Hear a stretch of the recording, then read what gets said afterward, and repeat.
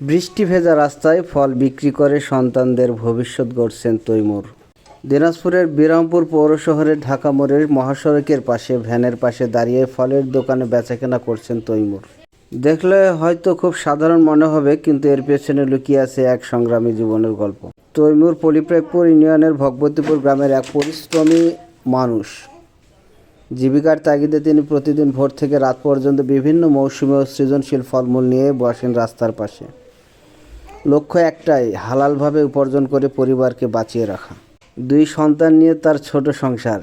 ছেলে পড়াশোনা করছে মাদ্রাসায়, সীমিত আয়, কিন্তু তবুও থেমে নেই তার স্বপ্ন। সৎ পথে থেকে ঘাম ঝরিয়ে যা উপার্জন করেন তাই দিয়েই চালান সংসার। সামান্য বৃষ্টি হলেই তার দোকানের চারপাশে তৈরি হয় এক অন্যরকম দৃশ্য। ভেজা বাতাসে টাটকা ফলের উপর নজর পড়ে পথচারীদের। পথচারীরা থেমে যান, কেউ দাম জিজ্ঞাসা করেন, কেউ কিনে নেন, আবার কেউ সেখানেই ফল মেখে দাঁড়িয়ে দাঁড়িয়ে খেয়ে নেন। তৈমুর শুধু ফল বিক্রি করেন না, তিনি মানুষের কাছে পৌঁছে দেন পুষ্টি, সততা আর পরিশ্রমের এক জীবন্ত উদাহরণ। তার হাসিমাখা মুখ আর আন্তরিক ব্যবহার ক্রেতাদের বারবার টেনে আনে।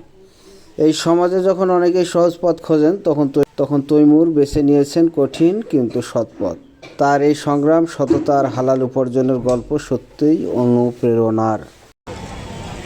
চিন্তাই করি 5-7 বছর হলো পেয়ারা বেশি এগুলা করি বাচ্চা ম্যানেজ করি, আর কিছু করি না ভাই, আর কিছু করি না। দেখি করি না, আমরা বাইক কাম করি।